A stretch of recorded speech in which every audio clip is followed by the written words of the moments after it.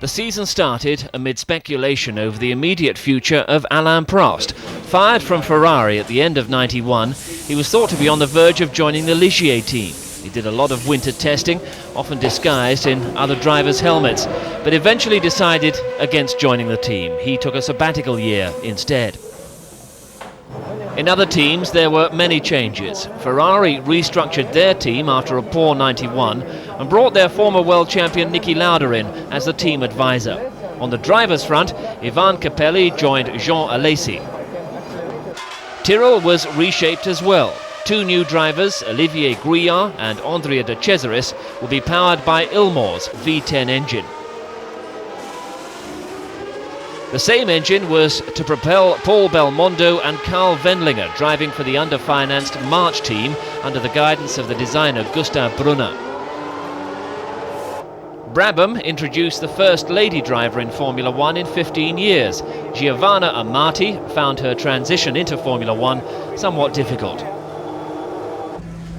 Well, technically the car is really faster. The gearbox is completely different. The brakes are completely different. The use of the engine is different. The grip of the tires, everything. I mean everything. The 1991 Formula 3000 champion Christian Fittipaldi was another newcomer. The 21-year-old joined the Minardi team, watched closely by his father, the former Brabham driver Wilson, and advised by his uncle Emerson, the former double world champion. At Minardi, he replaced Pierluigi Martini, who went to Italian neighbours Dallara. Former sports car world champion Martin Brundle finally got his big chance by joining the Benetton team. But his task would not be easy, with the rising star Michael Schumacher already well established within the team. Outstanding debutants in 1991 Jordan was another totally reorganised team for the new season. They had two new drivers in Stefano Modena and Maurizio Gugelmin, and even more significantly, the new engine, Yamaha's V12. Venturi LaRousse introduced a new Japanese star in Ukio Katayama, and the Swiss Andrea Chiesa was learning Formula 1 with the Fon-Metal team. But of course, I try to not. I try to always look at the mirrors and try to let pass other people quicker than me. Was a big surprise first time that the Senna passed me. I saw that I was watching the TV. The Brazilian triple world champion knew from the outset he would be facing a tough year. Last season he'd struggled but succeeded to hold off Nigel Mansell in the Williams Renault. But this year he felt will be even harder. We all have seen last year the fight has been great between all of us, and I think perhaps we'll have another season like that. Ayrton sitting here is going to be formidable this year, as he has been the last couple of years, so it's real early days yet. Senna and McLaren were facing not only Mansell's determination, but the most sophisticated package in the pit lane. Fully developed active suspension, semi-automatic gearbox and traction control. Here's how the teams lined up. Ayrton Senna, the defending world champion, with McLaren.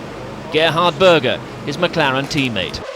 Olivier Gouillard of France for Tyrrell, alongside Andrea de Cesaris of Italy. Britain's Nigel Mansell with Williams. Riccardo Patrese, his Williams teammate. Eric van der Poel and Giovanna Amati, the Brabham lineup. Michele Alboreto for footwork, with Aguri Suzuki of Japan. Mika Häkkinen for Lotus, with Johnny Herbert of Great Britain. Andrea Chiesa of Switzerland for Fon-Metal, alongside Italian Gabriele Tarquini.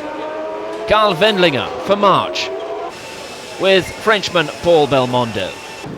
The battling German Michael Schumacher for Benetton, alongside the experienced British driver Martin Brundle. JJ Leto of Finland for Dallara, with the Italian Pierluigi Martini. Christian Fittipaldi, Minardi. Gianni Morbidelli, his Minardi teammate. The Ligier lineup, Thierry Boutsen of Belgium, Eric Comas of France. Jean Alesi of France for Ferrari, with the Italian Ivan Capelli. For Venturi, Bertrand Gachot of Belgium, Ukio Katayama of Japan. And the Jordan lineup, Stefano Modena and the Brazilian Maurizio Gugelmin.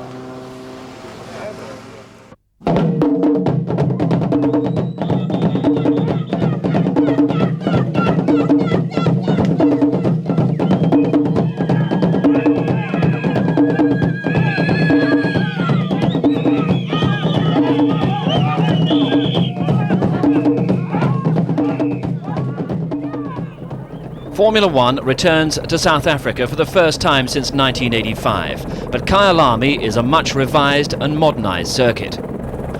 7 years ago, on the old circuit, Nigel Mansell scored his second ever Grand Prix win in a dominant style. It was a prelude to 2 years in which Mansell came very close to winning the world title, but never quite managed it. But he remained a very popular man in South Africa, and the country was quick to revive its keen interest in Formula 1. This display here today, you can see the crowds outside. The interest is there, and where you have the interest and the support from the public, the gladiators come forward. Qualifying was an interesting affair, with some novices like the Italian lady Giovanna Amati and her Brabham struggling for most of the time. Nigel Mansell, on the other hand, was in devastating form. Right from the start of the weekend, he dominated qualifying, losing no time in showing everybody that he and his Renault-powered Williams were going to be the force to beat this year. He completely dominated both sessions and beat the world champion Ayrton Senna comfortably to take the 18th pole position of his career. On this Kyalami circuit, Mansell knew that the first start of the season would be all-important. At the green light, he outsprinted Senna into the first corner to take the lead, exactly as he did 7 years ago. For Senna, the writing was on the wall when Riccardo Patrese and the other Williams pushed his way through to second place, and together with Mansell, started to vanish into the distance. First lap brought more drama when Martin Brundle's Benetton touched Andrea de Cesaris's Tyrrell and spun. Brundle restarted, but retired soon after with a broken clutch. Ferrari's season started dismally, with first Ivan Capelli and then Jean Alesi retiring with engine problems. By that time, Mansell's lead over Patrese and Senna was more than 20 seconds, and he was busy lapping slower cars, supported avidly by the fans. Behind the leading trio, the young German Michael Schumacher, driving his 7th Grand Prix in a Benetton, drove steadily to finish 4th. Lotus driver Johnny Herbert scored his best result in 3 years, finishing a very promising 6th. So after the potential of the previous year, it was a perfect 1-2 for the Williams team. Mansell was never really threatened, and Patrese successfully fended off Senna's challenge to finish 10 seconds ahead of the Brazilian. It was a question of pushing very hard and trying to build up a little bit of a gap and then managing it.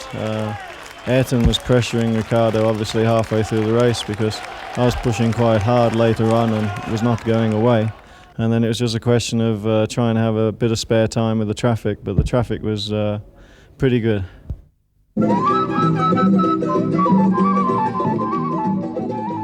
3 weeks later, Formula 1 crossed the Atlantic and came to Mexico City. Nigel Mansell made an early inspection of the track, giving his thoughts on the Peraltada corner. And because it's such a fast corner, it's going to make it mighty dangerous, because if you get on the marbles and you're in 5th or 6th gear, you know, your history, you're going to go off. Mansell survived this nasty moment, but he was open in his criticism of the track. The bumps are terrible and you're fighting for control all the time, and I mean, it's not a nice feeling because it's an accident waiting to happen all the time. Indeed, Senna, who had a major accident here in '91, hit the bump on Friday and lost control.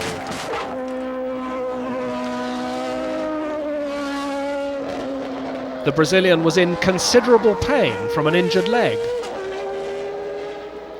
However, he would be fit enough to drive again on Saturday, on his 32nd birthday, and qualify a brave 6th on the grid.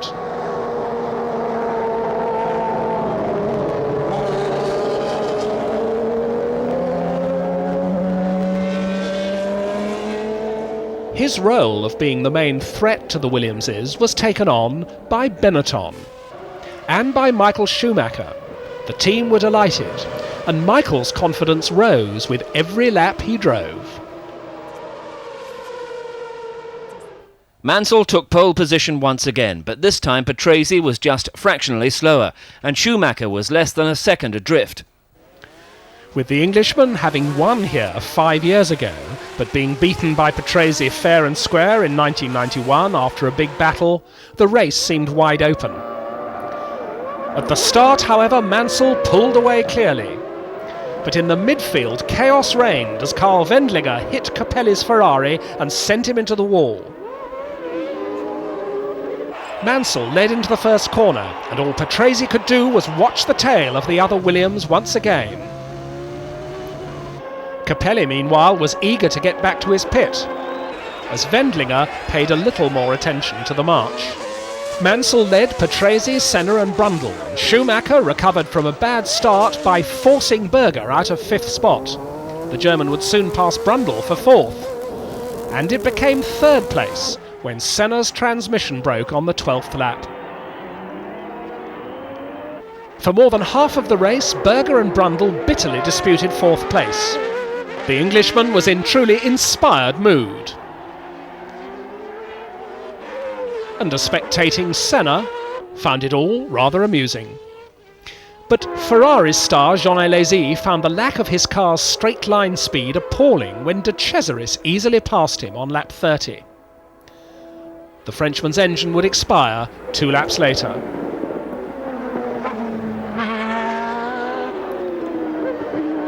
And the same thing happened to a frustrated Martin Brundle 20 laps from home.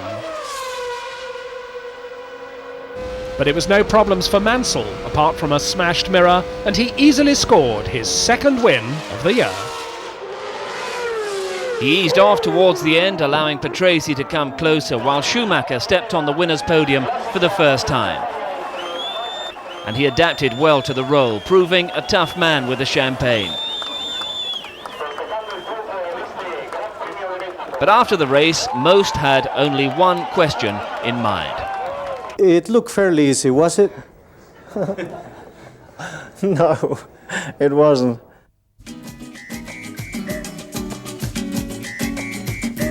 The Brazilian Grand Prix for the 3rd consecutive year at Interlagos. Mansell's early season dominance made him very popular even in Senna's hometown of Sao Paulo. The world champion, though, was keen to repeat his 1991 win on the Interlagos track. Reacting to Williams' crushing start, McLaren had brought 6 cars to Brazil, including 3 brand new MP47s. All that was in vain, however, as Mansell again utterly dominated qualifying, until Saturday afternoon, that is, when he had this moment of truth with Ayrton Senna.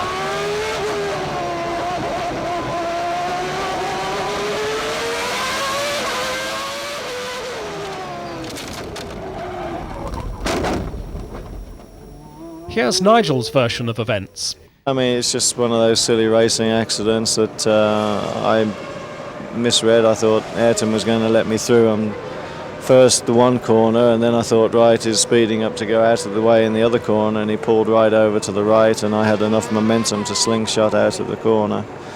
And then, unfortunately, I don't think then he saw me there, and he pulled over, and he didn't leave me any room to come back. So it's just one of those things. Definitely, there was a misunderstanding, but I honestly believe it was his own misunderstanding, his own misjudgment on where to try to overtake, when, and so on. I only saw that something happened to him when I was out of the corner already, and it happened under braking at that corner when we were both going slow. So I don't know what happened with him. We never touched, you know. But of course, something went wrong for him, and he probably lost the car, and as a consequence, hit the wall. As all of Brazil was gearing up for the race, the question arose on Saturday afternoon whether Mansell would be able to start the race. But by Sunday morning, it was clear he would, as his injuries were only minor. Mansell's 20th pole position was a major achievement, as he was more than a second faster than Patrese and more than 2 seconds faster than Senna. Could anybody stop Mansell? Was the new McLaren a technological match for the Williams? That's what Senna was certainly thinking about as he prepared to start his home race.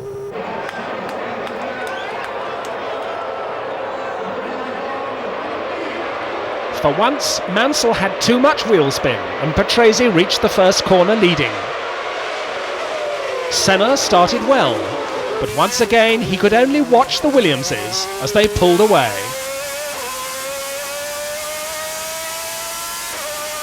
After several laps, Senna, with his car proving very quick on the straight, was trailing a large group of pursuers led by Schumacher, and the young German wasn't at all happy about it. Ayrton was quite slow. I was always quicker than him, but there was no chance to overtake him. And then he started, I would say after 10 laps, he started to play a game, I don't know. He couldn't finish and he just braked us in the slow corner where no chance was to overtake. In the straight he just go on the throttle back and drove away from us. And once there was a situation he let me pass, came in the slipstream and passed me back. Just to do it like this, that somebody else can overtake me, you know. And I'm really upset about Ayrton. I think it is not really necessary for 3 times world champion to do something like this. It all ended on lap 17 when Senna was terminally stopped by electrical problems, retiring from his second race in a row.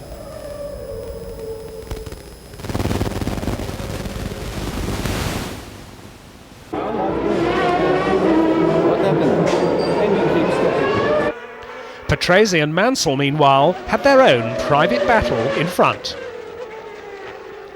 It intensified as they started to lap slower cars, but the championship leader never managed to pass his teammate until the tyre stops. Mansell came in first and was stationary for some 8.5 seconds. This was a second faster than Patrese's stop, and it was enough to give Mansell the lead in the race.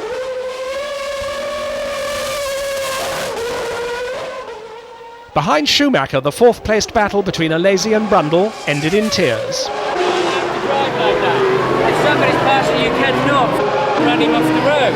He ran me off the road, yeah, from what I can see of it. The same spot, 6 laps later. 2 Ligiers, Comas and Boutsen, disputing the same bit of tarmac. And they eliminated Johnny Herbert in the process as well. With Patrese unable to make any impression, Nigel Mansell cruised to yet another win, the 24th of his career. With their third double on the trot, the Williams team were firmly on their way towards the 1992 World Championship after only 3 races. Nigel Mansell grabbed the championship lead firmly in his hands, with 12 points more than his teammate, a further 7 more than Schumacher. In Brazil, he lapped the entire field save for Patrese, and his form could only be described as frightening.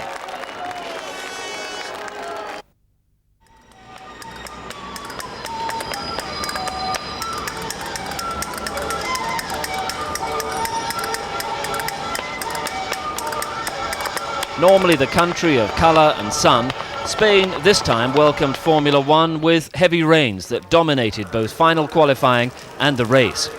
Predictably, Mansell was fastest on Friday, in a time that turned out to be good for yet another pole position. It rained on Saturday, and the track was half a minute slower. In the rain, the Englishman was not fastest. It was Jean Alesi. The slower track helped to disguise all the deficiencies of his Ferrari, and Alesi skillfully outpaced Mansell and the others by almost a second. But all his hard work in the rain didn't help him much, however, since he was still only 8th fastest on a dry track. Schumacher was to start the race from the front row for the first time in his short career, but he was still a full second slower than Mansell. Just before the start, more rain forced everybody to change tyres on the grid. But at least it seemed the wet track would be a welcome equaliser. Alesi started perfectly, some said too perfectly, but Mansell and Patrese held their positions and once again led the pack. Senna made an untypically bad start and found himself 7th into the first corner.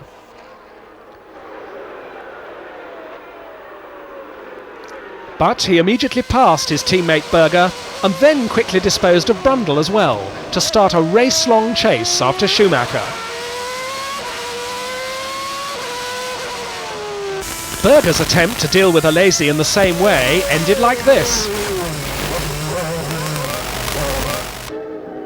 Alesi's acrobatics cost him his tyres, and he had to call in to change them halfway through the race.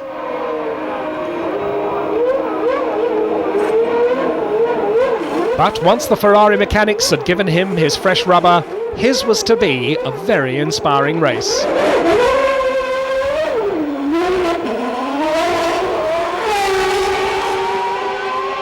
The same cannot be said for Patrese race. He was to mark up the Williams team's first retirement of the season.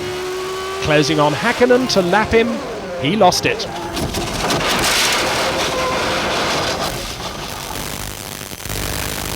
With the Ferrari people watching his every move, Jean Alesi kept on moving up the field, despite occasional hiccups. And Hakkinen was the culprit again.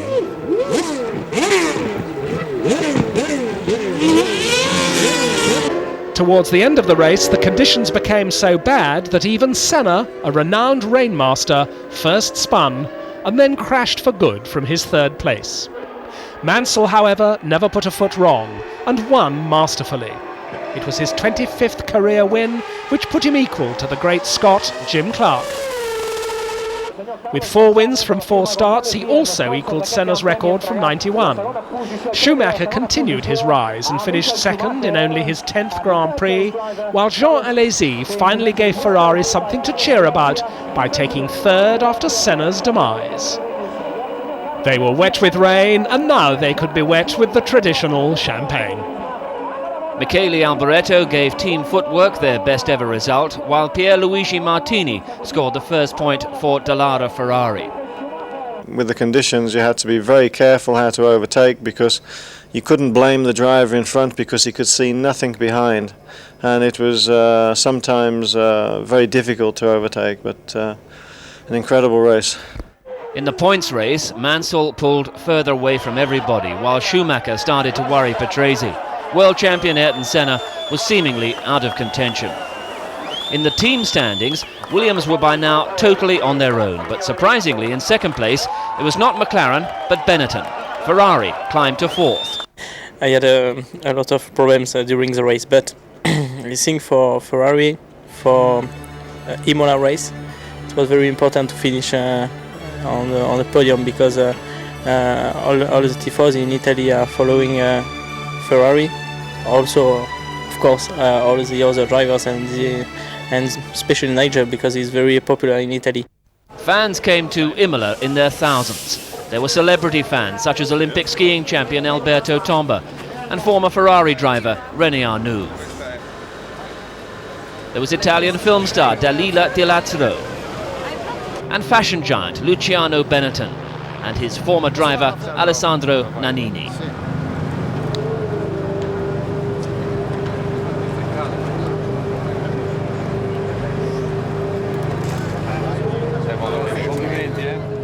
But when the real business started, it was Mansell who again stole the limelight. During Friday qualifying, he demolished all his rivals with another fantastic lap, which clinched his 5th pole position in a row. He may not have been driving a Ferrari, but ever since his days with the Scuderia, the Tifosi in Italy have taken him to their hearts. They call him Il Leone. Macchina motori oggi lavora molto perfetto, molto contento. He was again more than a second faster than Riccardo Patrese. Senna's McLaren improved, but obviously not enough, and others were too far behind to pose any serious threat. Well, the Ferraris were back on the 4th row, but the fans didn't seem to mind too much. And at the start, Mansell did it once again. With Patrese firmly covering his back, he was already pulling away as the field rushed down to the Tosa bend. Brundle had started well as he outsprinted both his teammates Schumacher and Berger. And after failing to finish in any of the first 4 races, the 1988 World Sports Car champion seemed today to be on better form than his German teammate. Schumacher tried everything he knew to pass Brundle, but on lap 19 he overdid it in the double left-handed Ravazza corner.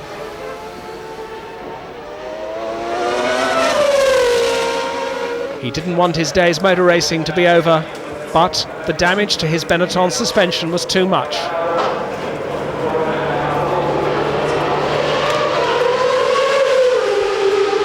No, Michael, there's a lot of damage on your wheels. Alesi was going well in the leading Ferrari, but the McLarens wound him in. He let Senna through to third place quite easily, but he was in no mood to repeat it with Berger.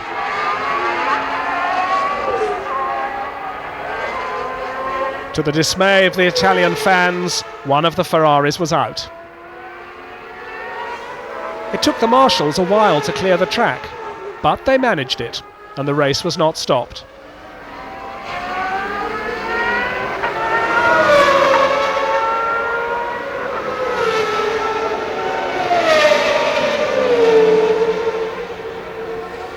So as the race went on, Jean Alesi had cheers as he ran home.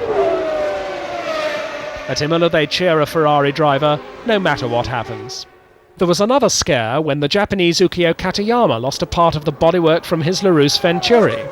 The bodywork was finally picked up by a brave marshal, but Nigel Mansell passed by a little too close for comfort. The Tifosi saw no reason for staying any longer.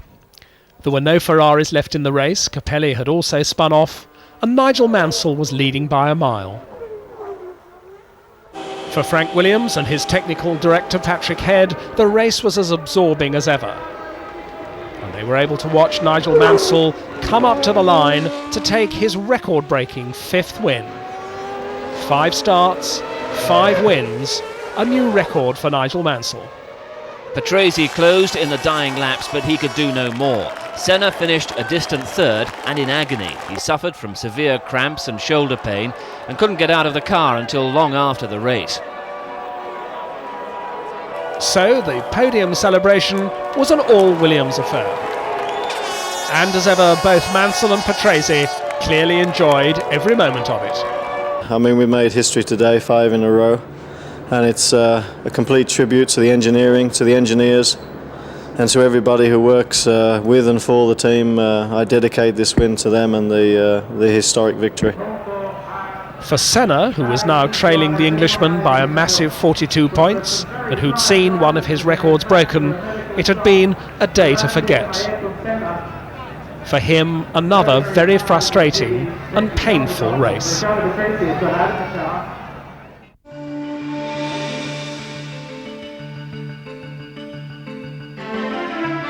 Then it was off to the south of France for the 50th Monaco Grand Prix.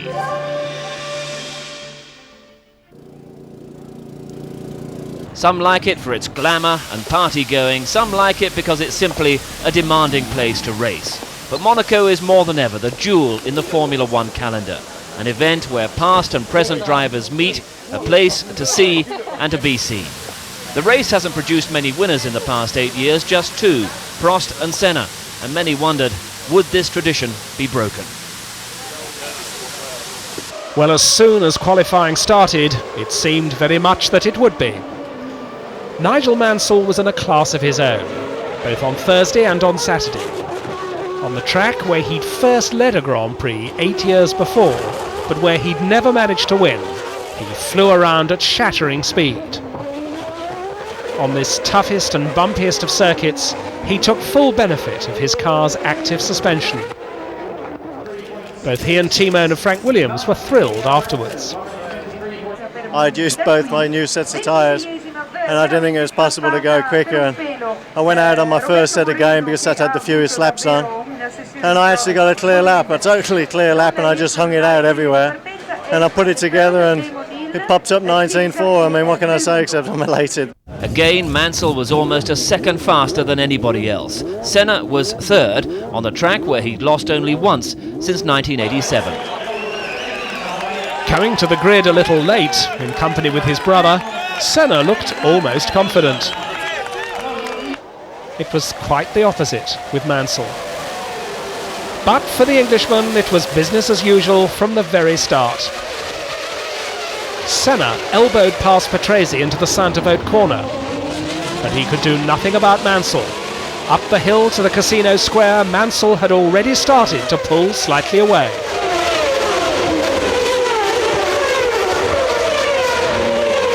And when they reached the harbour, he was in a race on his own. Up until 8 laps from the end, it would be like that. Mansell leading comfortably, Senna trying to stay in touch just in case. He knew well that anything could happen in Monaco.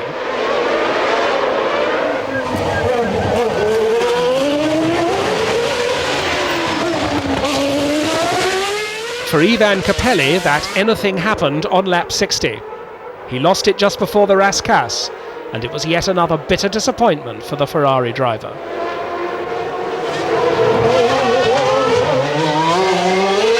Ten laps later, Mansell's smooth run was over. Suspecting a puncture, he rushed into the pits.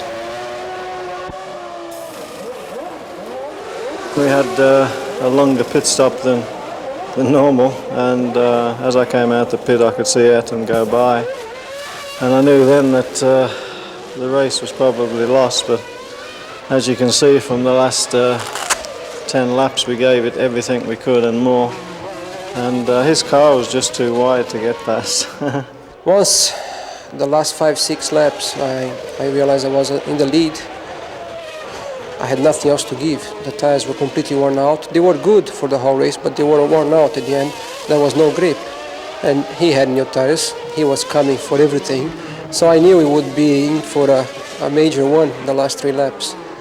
But it was exciting, but very difficult because he was several seconds faster than me for every lap. And I had no grip to put the power down, so it was like on ice driving around. And fortunately, I think were only 3 or 4 laps that way. It was an unexpected, thrilling finale to the race that had seemed to be over. Senna's Honda engine seemed to have just enough power to keep Mansell at bay on the straights, and it's never easy to pass Senna in the corners, especially at Monaco.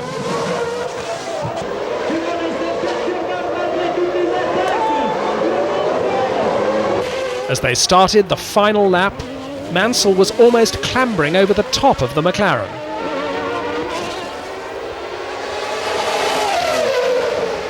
Into Saint-Avold. Up the hill towards Casino Square.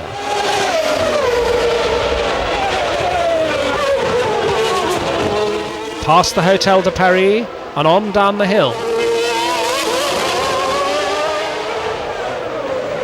Mansell made a desperate attempt going into the Lowe's hairpin, locked a wheel, but Senna stayed cool.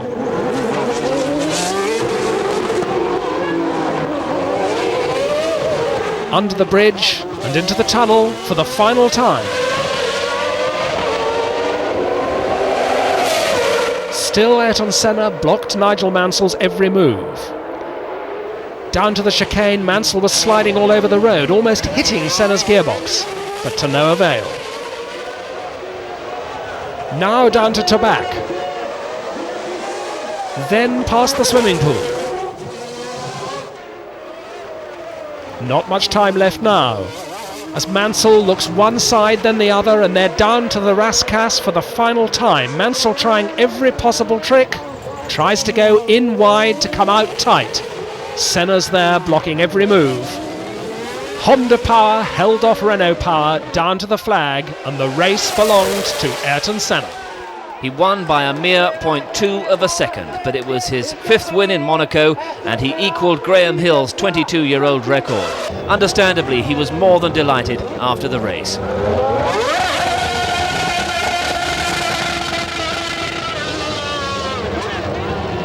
Not only had he finally won a race, but he'd also stopped that demolishing winning streak of Mansell's.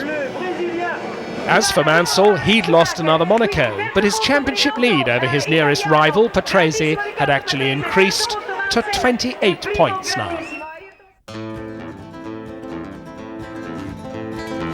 From Monaco to Montreal, the Canadian Grand Prix. Fresh from his Monaco triumph, Senna let it be known that he was back into challenging, winning form. He dominated the Friday qualifying session, leaving Mansell only fourth fastest. On Saturday, Mansell was faster than Senna, and faster than everyone else. But the track was now considerably slower, so that Senna was fastest overall. And he was watched by two interested guests at McLaren, Mario and Michael Andretti. Senna clinched the 61st pole position of his career, and for the sake of the 1992 World Championship, everybody hoped he would increase his points score here. Most unusually, Mansell would start the race from the second row of the grid. It promised to be very interesting. The top 5 qualifiers were covered by less than a second. So to the race. And at the green light, Mansell started well, but he just failed to pass Senna into the first corner. He tried to do it several times in the first few laps, but Senna calmly employed his Monaco tactics and stayed ahead. Nigel was getting fed up with seeing the back of a McLaren for the second race running. And Senna even eased away a little bit.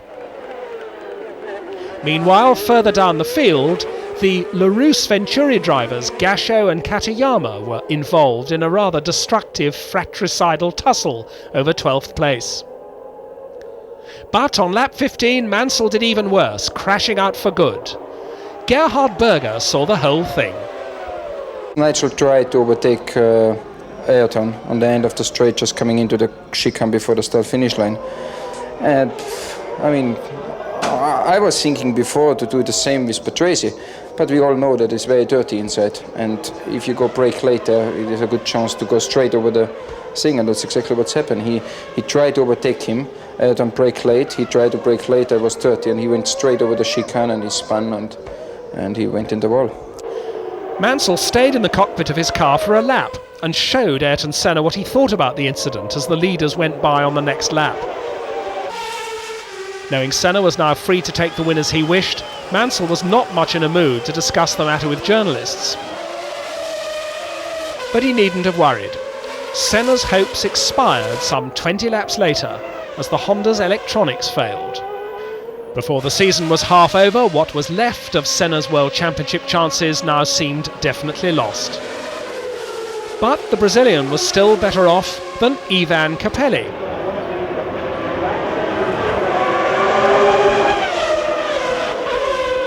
Miraculously, the Italian was unhurt. And what could have been a fine 5th place for Katayama ended up in fire and smoke when his engine blew up just 8 laps before the end. Karl Wendlinger, however, made it to the end and scored a 4th place, his best ever result, and a big encouragement for the underfunded March team. But there was an even happier Austrian at the front of the race. With Patrese dropping out soon after Senna, Berger was the only survivor from the top 2 teams. Gradually pulling away from Schumacher, he scored his 6th Grand Prix win despite gearbox problems. A great day for Austria. Alesi was again on the podium, albeit due to others' misfortune this time, and De Cesaris repeated his 5th place from Mexico. Comas scored the first point for the Ligier team in 48 races, but Senna and McLaren were back.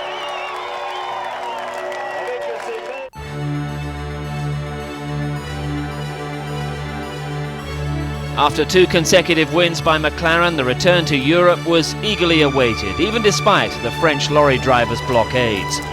Some of the Grand Prix stars, including Michael Schumacher, used their time just before the French Grand Prix to look inside some of the marvellous castles in the region around the Magny-Cours circuit.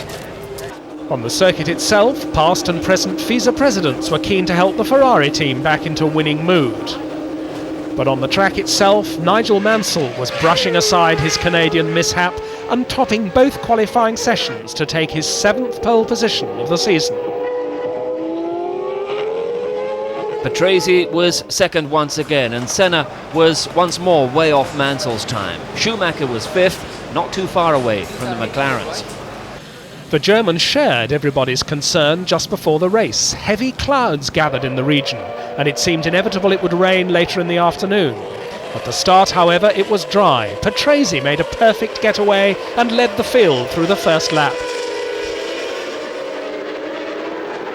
For the first half of that first lap, everything was fine. But then, on the approach to the hairpin, two separate accidents happened. Still Patrese leading Mansell and the two McLarens. But Schumacher was getting impatient. First, Schumacher hit Senna, eliminating him on the spot. And then Gasho, Wendlinger and Gugelmin all crashed into one another, adding to the confusion. Here is how Schumacher saw his crash with Senna.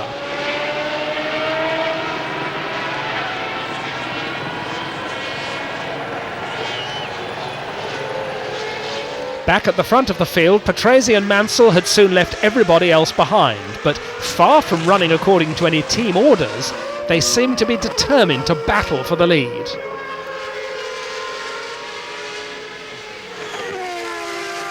The leaders were eagerly watched from the sidelines by their greatest rivals. Berger had retired 9 laps after Senna with engine problems. They enjoyed their pastime until rain drove them into the McLaren garage.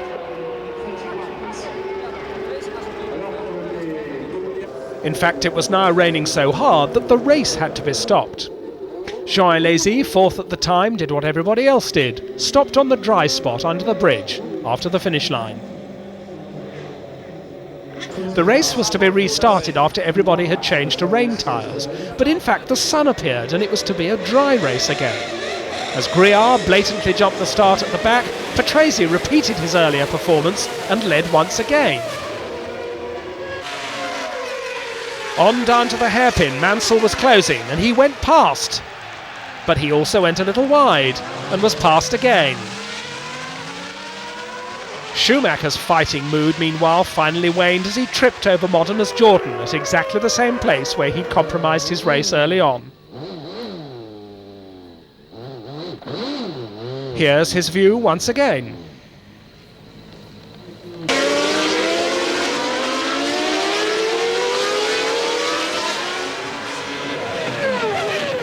And here's the crash from another angle.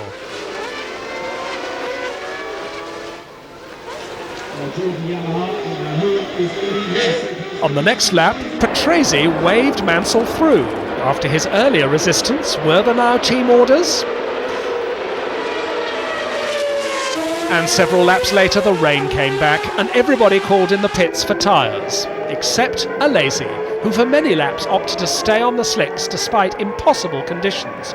He survived this big spin, but finally had to change his tyres, only to retire 6 laps later with a blown engine. It was a sad end to a brilliant drive. Mansell, however, ended his brilliant drive in his usual style. Win number 6 on Renault's home soil was doubly important for Frank Williams and the team. The win was backed by Patrese's sister car, and Brundle climbed the podium for the first time in his career, officially at least. Both Häkkinen and Comas scored their best ever results. This time, not all the faces on the podium were particularly happy, especially not Patrese's. With Schumacher not scoring, Patrese was now firmly second in the championship. But more importantly, Mansell drew further away into what now seemed an uncatchable lead. In the team standings, Williams was of course in total control, but McLaren was again ahead of Benetton, if only slightly. But was there a reason behind Patrese waving Mansell through? So still no team orders at Williams? No comment about that.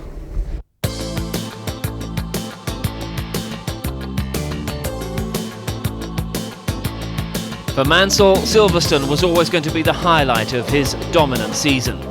He and his family were an obvious centre of attention during the whole of the British Grand Prix. He'd won twice earlier at Silverstone, and thousands of his fans expected nothing less this time. He responded magnificently. In qualifying, he was 2 seconds faster than everyone else. Yeah, I mean, a fantastic lap, but I'm driving for a wonderful team, and Renault have done a superb job. And here it's a circuit where you have to commit into the corners. They're very, very fast corners indeed, and you know, it suits my driving style. I'm here in my own country, and as I've said to you before, that I get the job done here. Patrese was fortunate to escape unhurt from an almighty accident with Eric Comas on Saturday morning. The two collided at Vale Corner, and here's how Patrese saw it all.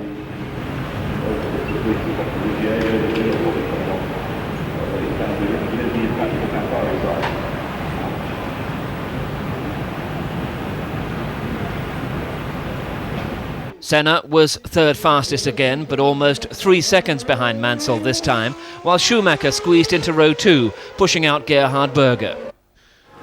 But at Silverstone, all anybody cared about was Nigel Mansell. The pressure was enormous, but he looked ready. At the green light, Patrese again started better and led into Copse Corner.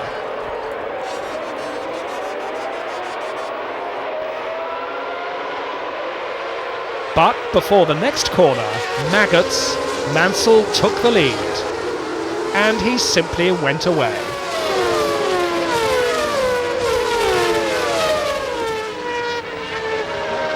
Right from that first lap, his determination was enormous, and as others fought for lesser placings, he made sure nobody else should even think of coming close to him.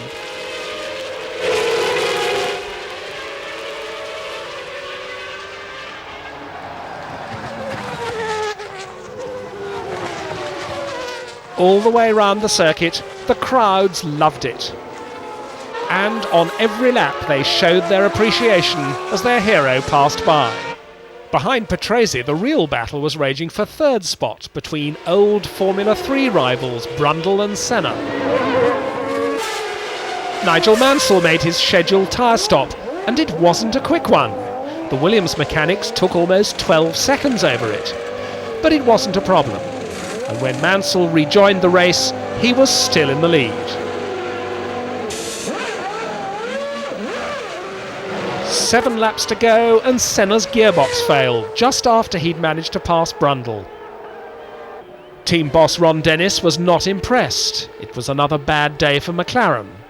But as the marshals pushed the McLaren away, the crowd didn't seem to mind too much.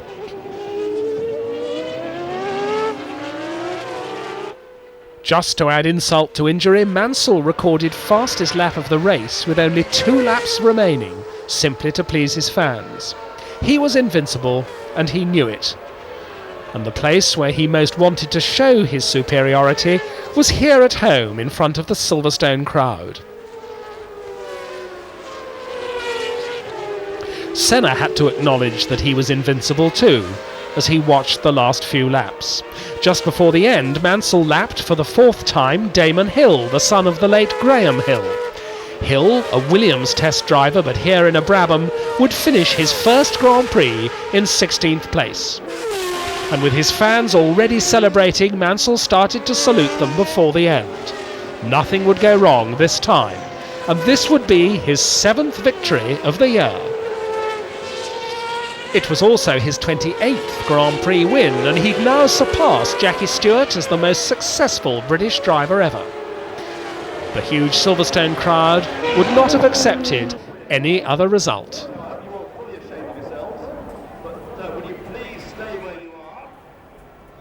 Patrese was second once again, and Brundle repeated his result from France and beat his teammate Schumacher to the podium. Mansell had some problems reaching the podium. He didn't seem to mind. I mean, what can you say? I've never experienced that in my whole career anywhere in the world, and I mean, they're fantastic, aren't they? It's just incredible. He could hardly wait to show himself to the crowd, and they could hardly wait to see him.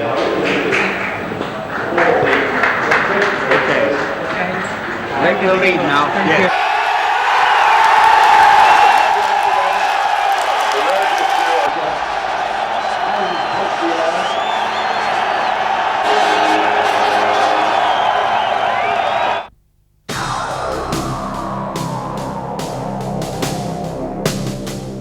For the next round, could Michael Schumacher be lifted to glory by the German fans?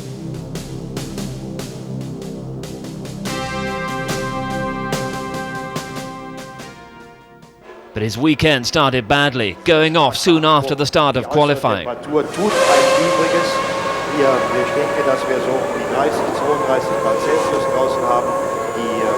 Senna did no better, and other drivers suffered as well, victims of Hockenheim's new curbs and chicane setups. Well, that's how the still reigning world champion did it. But Nigel Mansell made no such mistakes. He was fastest all the way, looking now for his 8th Grand Prix win of the year. If he could do it here at Hockenheim, that would put him level with Ayrton Senna's achievement in 1988. Patrese was second, as usual, and the McLarens filled the second row. Alesi's Ferrari was a decent 5th, but a full 3 seconds slower than Mansell. Before the race, there was much pressure on local hero Schumacher, who in theory at least was still in the fight for the world title. As had become traditional recently, Patrese beat Mansell once more into the first corner. But the Englishman was going to repass him as soon as he possibly could. And round the first corner and up to the first straight, he set about the task. Obviously, he had every intention to dominate yet another race. Senna dealt in the same manner with his own teammate Berger, taking 3rd place at the same spot. Soon Mansell and Patrese were on their own, leading as they pleased. But before half distance, they were both going to have to change their tyres. And they lost their lead to Ayrton Senna, who decided to try to go through without a stop.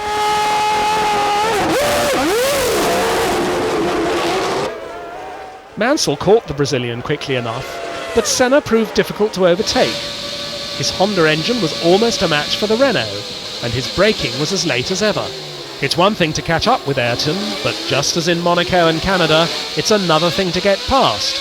And almost like Canada, Nigel nearly threw it away. Well, I mean, we were both side by side and slipstreaming well over 200 miles an hour, and Ayrton left his braking real late. I left mine quite late, and we almost both didn't make the corner. And I thought at one time, because his back end really stepped out, I thought maybe he's going to go real sideways, so I gave a bit more room and then slid wide myself. It was interesting, but I mean, Ayrton's a great racing driver, and you know, he doesn't let anybody pass easy. After passing Senna, Mansell started to pull away once again. And meanwhile, his teammate Patrese had to make up for time lost in the pits by passing Schumacher. After struggling for several laps, he finally managed it under braking for the chicane, and immediately set after Senna.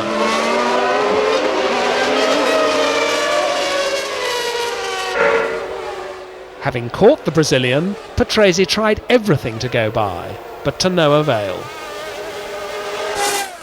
Then on the last lap, with Mansell only a few seconds ahead and visibly slowing, Patrese put everything into one last attempt to outbrake Senna into the stadium.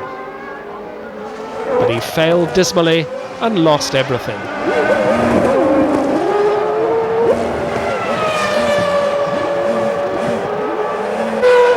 Mansell, on the other hand, routinely went on his way to clinch another win. He wasn't in trouble, he was just taking it easy. He finished just 4.5 seconds ahead of Senna, but it was enough for win number 8. Patrese's misfortune promoted a delighted Schumacher to 3rd place at his home Grand Prix. Mansell now had 86 points, 46 more than Patrese, and was very close to winning the title. He could become the champion in Hungary.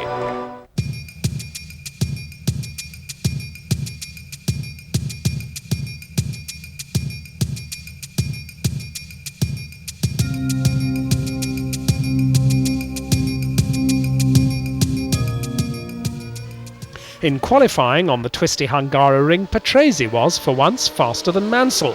But this weekend, Nigel was playing it safe. Still, Mansell was not far behind, and he was still more than half a second faster than Senna. Schumacher again completed the 2nd row.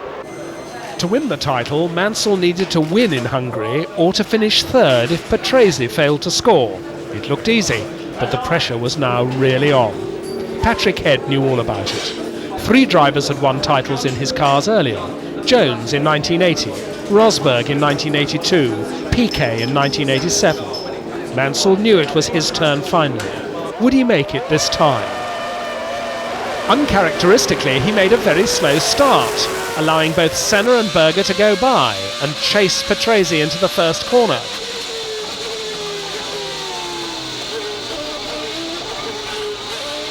Fourth place wouldn't be enough to get the championship today. Belgian Eric van der Poel made a mess out of his debut for the Von Metal team. On lap 8, Mansell decided enough was enough, and he took third place from Berger.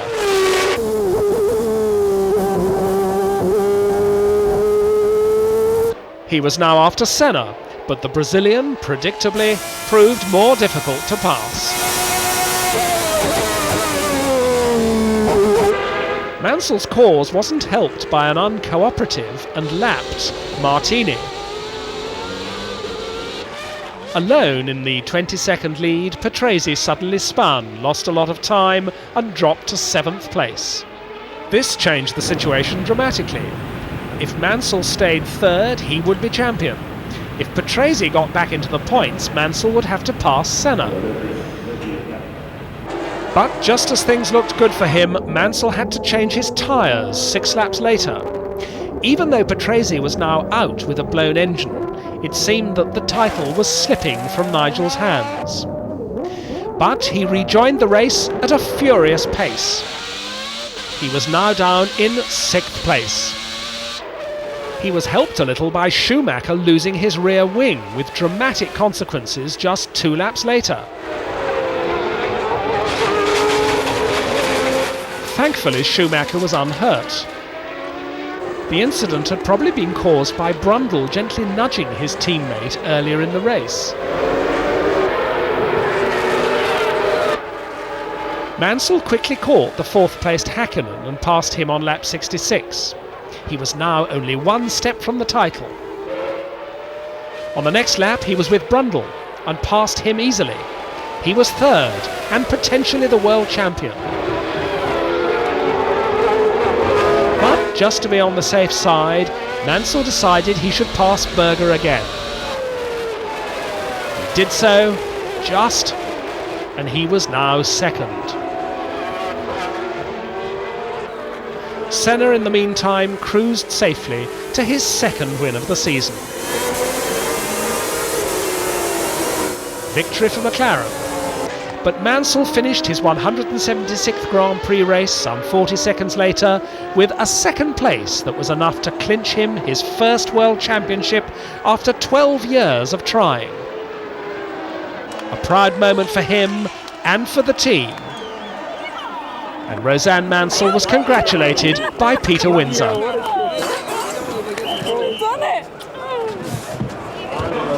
Thanks very much, Ron, and to you, actually. You did a very good job. We're going to give you a hard time. Every opportunity will. The outgoing champion Senna was the first to greet Mansell in Parc Fermé. The Brazilian scored his 35th Grand Prix win after a fine race. His teammate Berger kept Brundle and Häkkinen at bay to finish 3rd, but Mansell was the champion.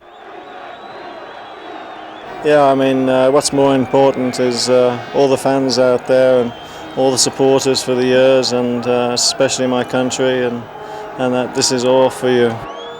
To all of us, different feelings come and go.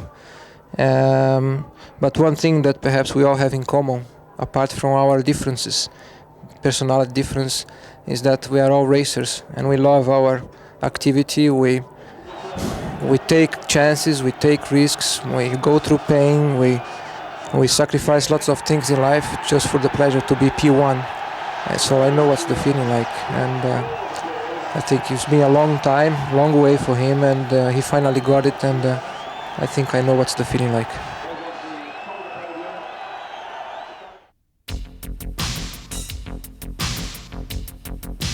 The driver's title was decided, but the championship continued. Spa welcomed Formula 1 with some stormy weather, but not all the Grand Prix weekend had been like this. Friday morning was nice and sunny, but not for Eric Comas, who crashed heavily in the fast Blanchimont sweep before the pits. Ayrton Senna was the first to reach the scene of the crash, and he rushed to help the motionless Frenchman.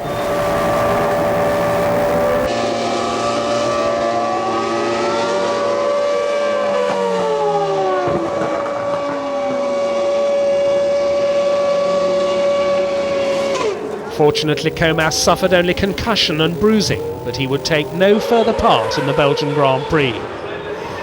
On Saturday it was wet, and the drivers spent more time in the garages than on the track, and the talk was about the 1993 season. Prost has a contract, he has a clause in there that has a veto for me to drive, and it's nothing you can do about it. He simply doesn't want to compete with me in the same car, and it's basically because he knows that in the same car is tough to beat me. He gotta have a different car, and that is sad because this is business, of course, but it's also some sport in it.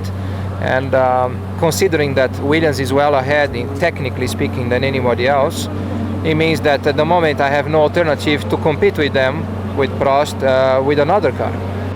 Some qualifying did take place, and not surprisingly, Mansell topped the times, over 2 seconds ahead of Senna and much more ahead of the others. The race started on a dry track, but rain was obviously threatening.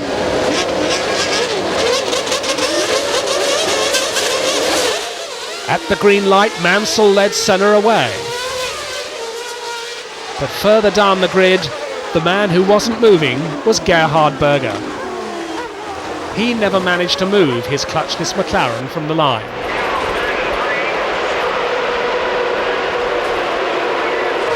His teammate Senna, meanwhile, took an early lead and managed to keep ahead of Mansell until the end of lap 2. But then Nigel lined up behind Senna and bravely dived inside him at the entry to Blanchimont and took the lead.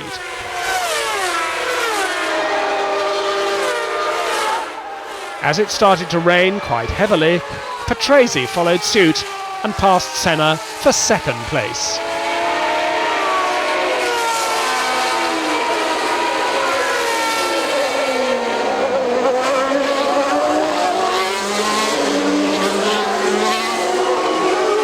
On the very next lap, the leaders were into the pits to change tyres, bringing chaos to the lap charts.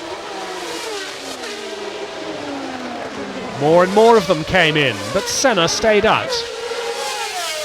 Then he too had to change tyres and dropped to 12th place, and as the rain stopped and the track started to dry, Schumacher had a quick off, damaging his tyres in the process. He decided to change them for dry ones. It was a momentous decision. On the fast-drying track, Mansell delayed his tyre change for too long. By the time he came in, Schumacher was able to run away with the lead. On his dry tyres, Mansell did start to catch the German towards the end of the race, but then his Renault engine started to miss fire, and that destroyed all hopes for him of a win at Spa.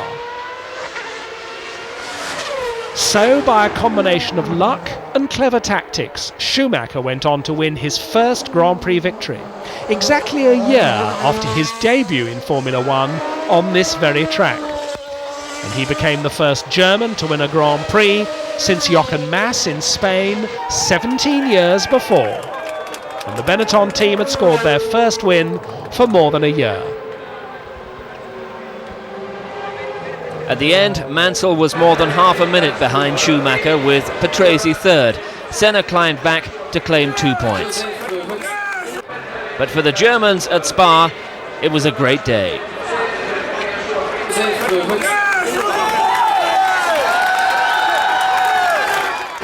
I really can't describe it. I mean, it's something crazy.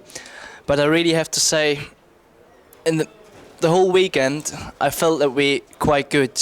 And I don't know why, but when I was in the motorhome today, I thought I'm able to win this race. But then I was actually in the race. I was just in third and fourth position, and I thought, I think my dream doesn't come up. And then suddenly the situation changed. I went in for dry tires, and it was absolutely at the right moment, and I could win the race. The world champion further increased his points lead after this race, but the battle for the second place now truly intensified, with Patrese, Schumacher and Senna all with good chances.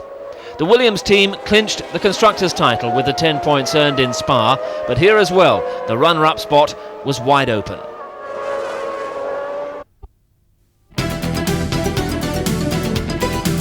The Italian Grand Prix at Monza, a place of passion and tradition. And by tradition, some of the Grand Prix drivers had their annual soccer match against a team of selected journalists. Mansell and Schumacher, needless to say, once again stole the show.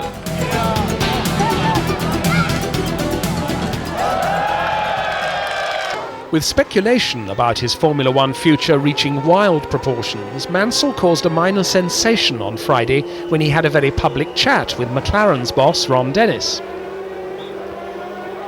But the bomb was finally to explode on Sunday morning, with Mansell holding a press conference. Due to circumstances beyond my control, I have decided to retire in Formula 1 at the end of this season. The news had yet to sink in, notably in his own team, but everybody had something to say about Mansell and his world title. He's probably, without doubt, the most electrifying of all the drivers. In my opinion, none of the previous three could get out of a car what he does when he's on a qualifying lap. Well, I think there's only one word. It's been excellent, and he's won a lot of races. He's won the championship very early. Made a mistake in Brazil with Senna, but that's about it. Brilliant. The car is so good, and also he has a lot of confidence. He has no problem with his teammate, and I think it should be okay, no problem. I'm just pleased that there's another British driver up there winning as often as Nigel is. I mean, he rates as, winning the first championship is always the most difficult one. It took Nigel quite a while to achieve it. But he's a real good world champion, I think, and he rates as high as any other world champion. I think it's been a great success and fully deserved. He's been very aggressive behind the wheel, and he's a very strong man, and I think that's played a big part in this year's championship. Back on the track, Mansell was in fine form. Again, he dominated both days of qualifying, but it was not so sweet anymore. This time, Senna was not so far behind, and Alesi was third quickest in a very fast Ferrari, faster even than Patrese Williams. Before the race, Alesi was not particularly relaxed. Always pressure on Ferrari drivers at Monza. Gerhard Berger wasn't relaxed either. He was obliged to start from the pit lane with last-minute engine problems. More bad luck for him.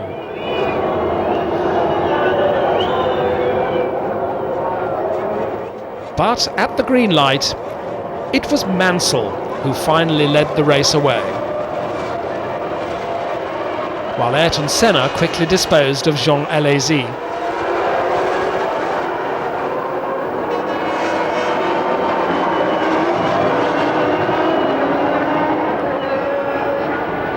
But the Brazilian was to prove unable to stay with Mansell, who slowly began to build up a sizable lead.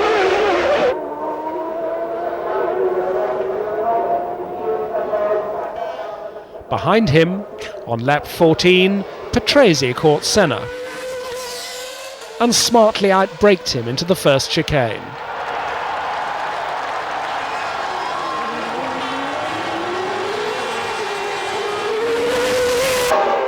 Then, 7 laps later, Patrese mysteriously appeared in the lead.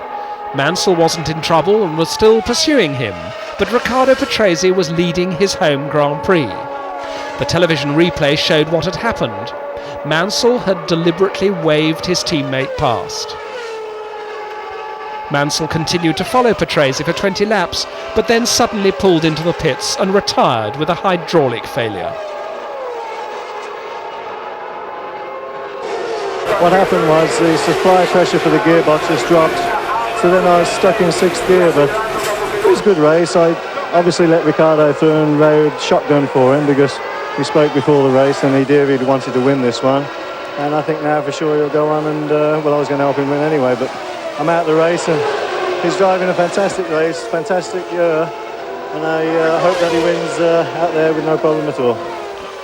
But it was not to be, as Patrese slowed dramatically amid a shower of sparks. He too had a hydraulic suspension problem. It allowed Senna to close right up, and soon Senna was able to take the lead, just 6 laps to go to the end of the race. Patrese, however, decided he could finish the race, and he cruised slowly round, eventually to finish 5th.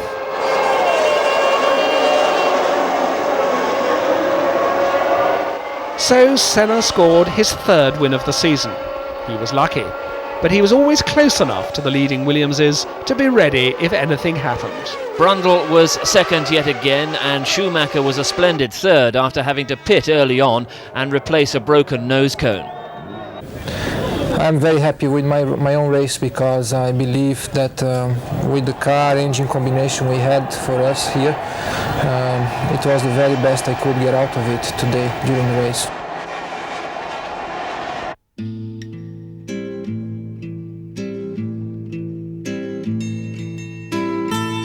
From the outset of the Portuguese Grand Prix, Mansell was determined to score yet another win and claim the record of 9 victories in a season. Again he dominated the qualifying, and again by staggering margins.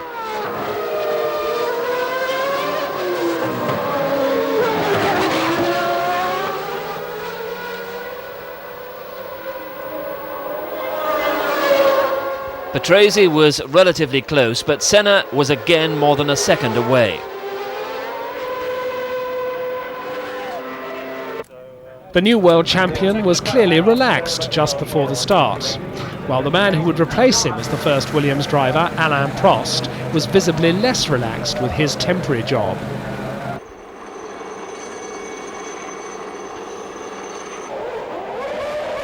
Green light.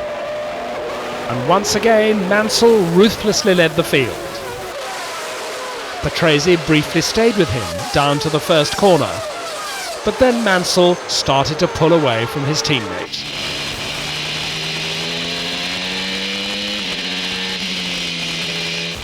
Once again, it was looking so very easy for the Williams-Renault team. Meanwhile, Schumacher had to start from the back of the grid due to engine problems, but he was soon catching up. Here he passes the hapless Capelli in his last race for Ferrari.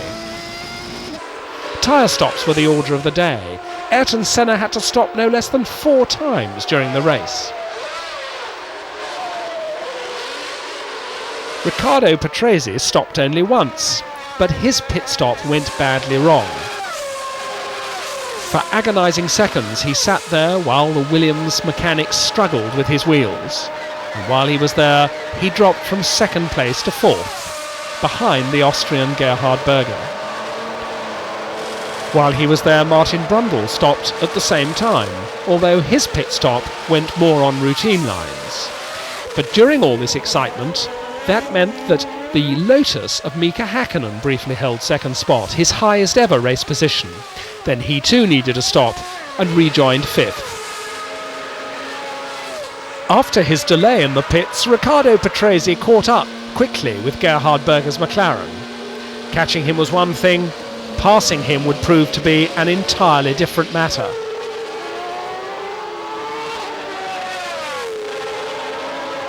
For several laps, the two were glued together in their battle. But awaiting Patrese was potentially the worst accident of his career.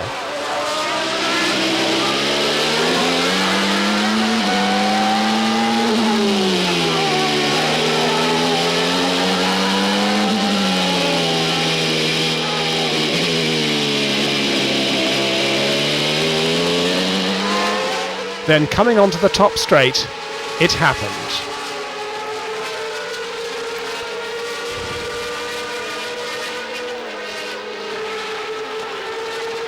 Berger saw it this way. I couldn't say that it was my fault, I couldn't say it was Riccardo's fault, it was just a misunderstanding. He went out from the last corner. I mean, you cannot put up the hand in the last corner, you have everything to do, you have both hands on the steering wheel. And I went out, and straight away, when I come out, I positioned the car straight away in the middle and to go into the pits. And I thought he's gonna come left, because the last time when I looked to the mirror, it was quite a big gap still. And then I just entered the pits, and just when I was already nearly entering the pits, I feel a touch, and I just saw him flying over me, and I was really afraid, and I was sure that he's gonna hurt himself, and I'm very happy now that he's okay.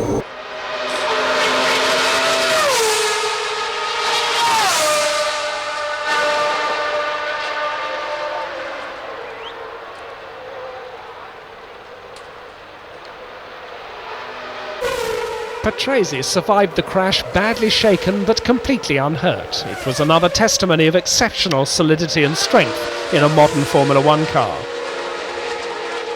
Up in front, quite undisturbed by anybody, Mansell cruised to his 9th win. It was another record in the Mansell book. Berger eventually finished second, the only one who escaped being lapped by the winner. Senna's third place also pushed him into second place in the championship, albeit some 58 points behind Mansell.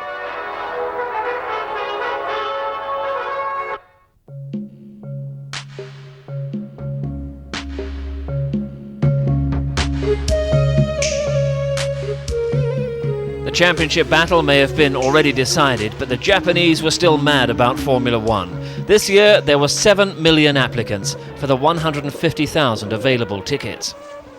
The qualifying was limited to Friday only due to heavy rains on Saturday, and Mansell was fastest again, despite this spin. It was his 12th pole of the season, inspired no doubt by the presence of rock singer Kim Wilde in the Williams garage. On their last showing on their home circuit, Honda, pulling out of Formula 1 after the Australian Grand Prix, suffered heavily from the Mansell-Williams-Renault combination.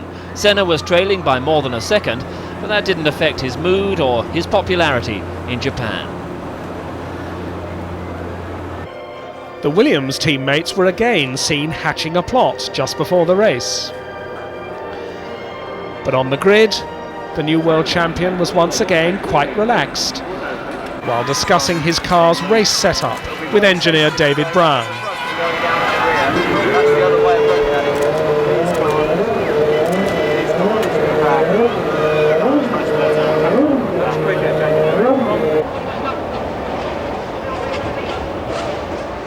Mansell seemed to have come to grips with his starts now, because once again he led Patrese away at the green light. 2 Williams Renaults, 2 McLaren Hondas, Schumacher's Benetton and Johnny Herbert up in 6th place in the Lotus, just ahead of teammate Hakkinen. Further back, Capelli's replacement at Ferrari, Nicola Larini, had to be push-started after stalling the engine on the grid. Senna's race lasted less than 3 laps. His Honda engine seized while he was lying third, not what the Japanese wanted to see in their home Grand Prix.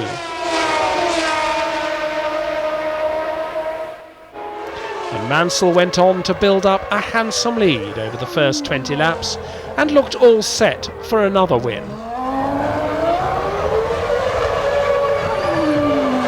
While Ayrton Senna could just watch it on TV. His teammate Berger ran well, but had to pit for fresh tyres twice in the race. And Schumacher lasted only 13 laps before his gearbox packed up.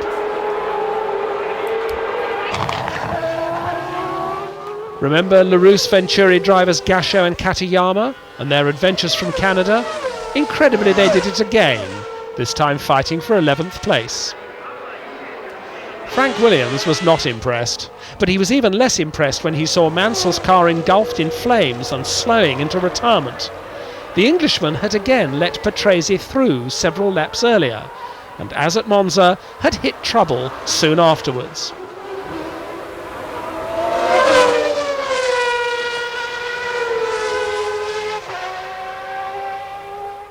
Patrese was now on his own, but Hakkinen's Ford engine blew up. He'd been lying third at the time, just as his Lotus teammate Johnny Herbert had been when he retired earlier. Mansell had just enough time to return to his garage and change before the end of the race. But this time Patrese did keep going. His car held together and he finally won his first race of the season.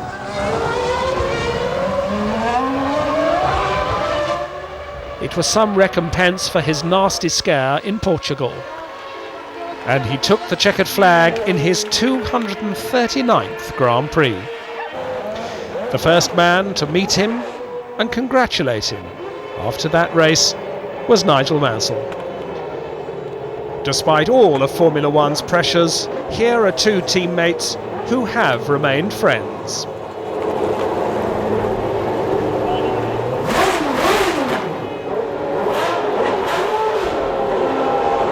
Berger finished second and gave some consolation to Honda, while Brundle was on the podium once again. But Patrese was a relieved winner. I was very scared that something could happen to me again, like it happened to me in Monza. So really, also if they were easy, they were not so easy in the end, the last 6-7 laps. The final stop for the championship, Adelaide, Australia. And with his spirits lifted, Riccardo Patrese was keen to enjoy a gentle build-up to the race.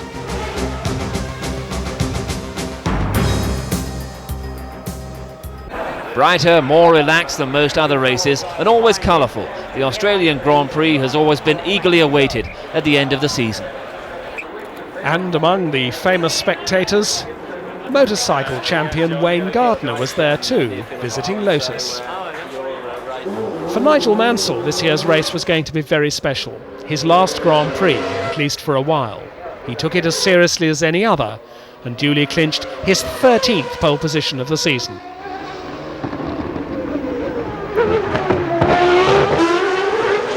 But on Saturday it was Ayrton Senna who was fastest.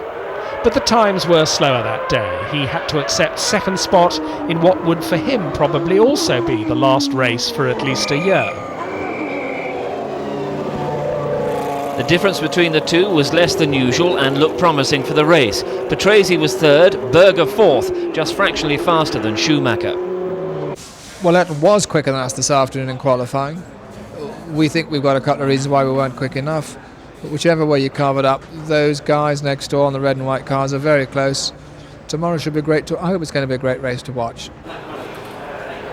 There were some emotional scenes just before the start as Mansell greeted his mechanics for the last time. Outgoing world champion Ayrton Senna was pensive, while former world champions on 4 and 2 wheels Alan Jones and Barry Sheene were enjoying the scene.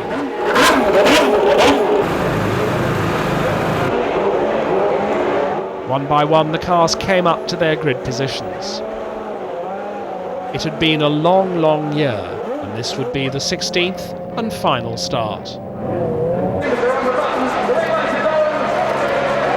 Come the green light, Mansell never allowed Senna to edge ahead and cleanly took the lead. And in the midfield, Gruyard spun and promptly collected the luckless Martini into an early retirement.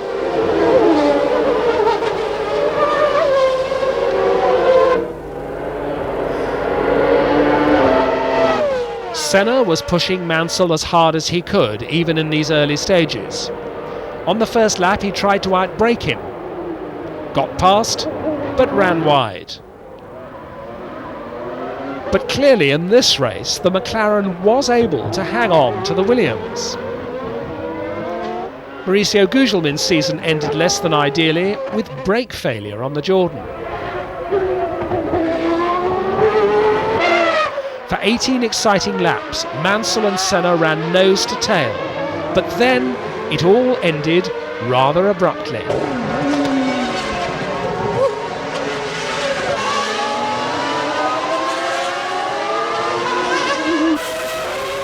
Mansell's race engineer David Brown took it hard. It didn't seem a fitting end, or even a fitting temporary break, for two fine careers. Here's the replay of the crash that was sure to ignite various interpretations.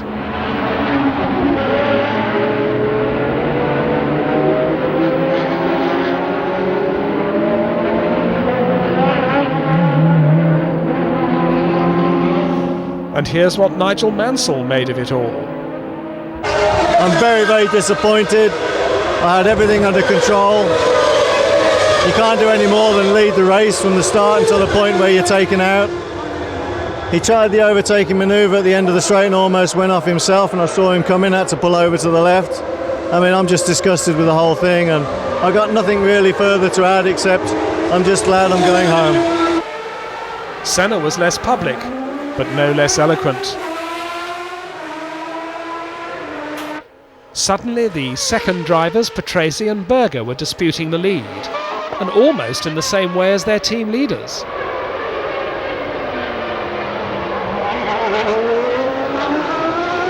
It didn't work for Berger any more than it had for Senna.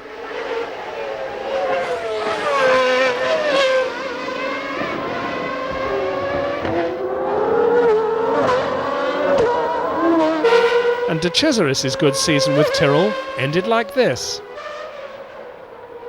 While Patrese lost a healthy lead when his fuel pressure dropped on lap 50. Thus Berger inherited the lead, just as in Canada. But this time he had Schumacher chasing him hard to the flag. Berger was forced to slow considerably due to fuel consumption problems, and Schumacher failed to catch him by just 0.7 of a second at the end of a very dramatic end to a long and dramatic season. Honda thus won their last Grand Prix, and both Benetton drivers finished on the podium once again. But for Berger, a second win in Australia. Today, of course, I hurts a lot, because to leave somebody where you just win a race, it's always a very difficult thing. But I'm gonna have a big party with my boys today and have some fun. So Mansell almost doubled the points of the championship runner-up, who in the end turned out to be Riccardo Patrese. Schumacher pushed Senna from third place, and Berger almost caught up with his teammate. Among the teams, McLaren finally overtook Benetton, but the latter managed to score points in every race of the season, the first time that's been achieved since 1963. After Australia, some had a rest, but most went on working hard. For the new season starts off in February, once again in South Africa.